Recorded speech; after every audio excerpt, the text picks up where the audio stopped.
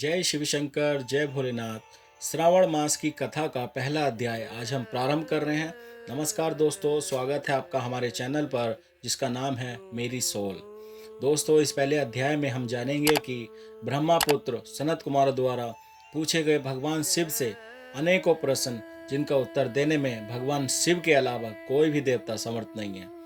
यह वही प्रश्न है जिनका हमें इस सावन मास में पालन करना है। वीडियो को स्किप मत करना, पूरा देखना, क्योंकि इस अध्याय में किए गए इस सावन मास में सभी प्रश्न हमारे लिए बहुत महत्वपूर्ण हैं। चलिए जानते हैं। रौनक ऋषि बोले, हे सूत जी, आपके द्वारा कही गई कथाओं से मुझे पूर्ण संतुष्टि नहीं हुई, अतः आप कुछ अन्य कथाएं मुझे सुनाइए जिससे मेरी श्रवण तृप्ति हो जाए। यह सुनकर सूत जी बोले, हे मुनियों, आप सभी लोग सुने, मैं आप लोगों से अत्यंत संतुष्ट हूँ। आप लोगों के सामने मेरे लिए कुछ भी गोपनीय नहीं है। एक समय प्रतिभाशाली सनत कुमार ने धर्म को जानने की इच्छा से भक्ति से युक्त होकर विनम्रता पूर्वक ईश्वर भगवान शिव से पूछा, हे महाभाग, हमने आपसे अनेक व्रतों तथा बहुत प्रकार के धर्मों का श्रवण किया, फिर भी हम लोगों के मन में सुनने की इच्छा है। 12 मासों यानी कि 12 महीनों में भी जो मास सबसे श्रेष्ठ, अत्यंत प्रिय और सभी कर्मों की सिद्धि देने वाला हो, और अन्य मास में किया गया कर्म यदि इस मास में किया जाए तो अनंत फल प्रदान करेगा। हे देव, उस मास को बताने की कृपा कीजिए। शिव शंकर बोले, हे सनत कुमार, मैं आपकी इस जानने की इच्छा और भक्ति से प्रसन्न हूँ। मैं अत्यंत गोपनीय भी आपको बताऊंगा। 12 मासों में श्रवण मास मुझे अत्यंत प्रिय है। इसका महत्व सुनने योग्य है, अतः इसे श्रावण का सावन कहा गया।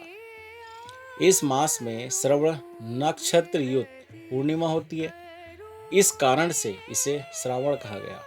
इस पृथ्वी लोक में कौन समर्थ हो सकता है जिसके फल का पूर्ण रूप से वर्णन करने के लिए ब्रह्मा जी 4 मुख वाले हुए, जिसके फल की महिमा को देखने के लिए इंद्र 1000 नेत्रों से युक्त हुए, जिसके फल को खाने के लिए शेषनाग 2000 जीवाओं से संपन्न हुए।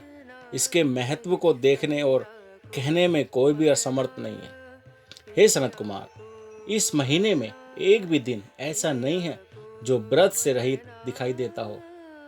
इसके महत्व में जो मैंने कहा है वो केवल प्रसन्नता मार्ग नहीं है। जिज्ञासाओं, भक्तों, अर्थ की कामना करने वाले, मोक्ष की अभिलाषा रखने वाले 4 प्रकार के लोगों के ब्रह्मचार्य, गृहस्थ, वानप्रस्थ, संन्यास आश्रम वाले को इस श्रावण मास में व्रत अनुष्ठान करना चाहिए।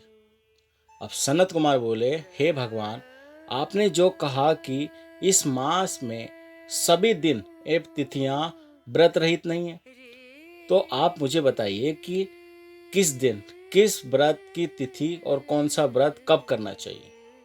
उस व्रत का अधिकारी कौन है, उस व्रत का फल क्या है, किस किसने उस व्रत को किया, उसके उद्यापन की विधि क्या है, पूजा कहाँ हो और जागरण करने की क्या विधि है, उसका देवता कौन है, उस देवता की पूजा कहाँ होनी चाहिए, पूजा सामग्री क्या क्या होनी चाहिए, और किस व्रत का कौन सा समय होना चाहिए।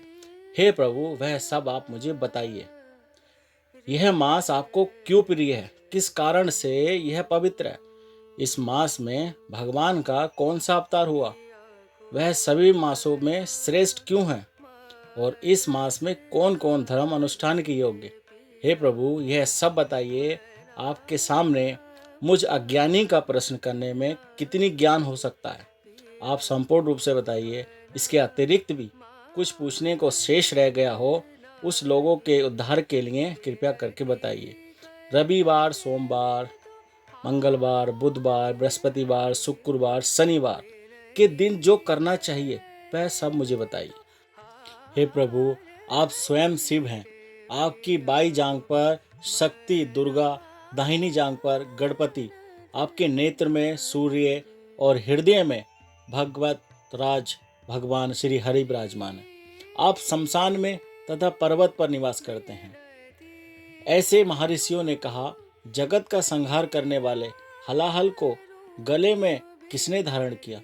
महाप्रलय की काल अग्नि को अपने मस्तक पर धारण करने में कौन समर्थ था? संसार रूप कामदेव को किसने भस्म किया? आप ऐसे हैं कि आपकी महिमा का वर्ण करने में कौन समर्थ है?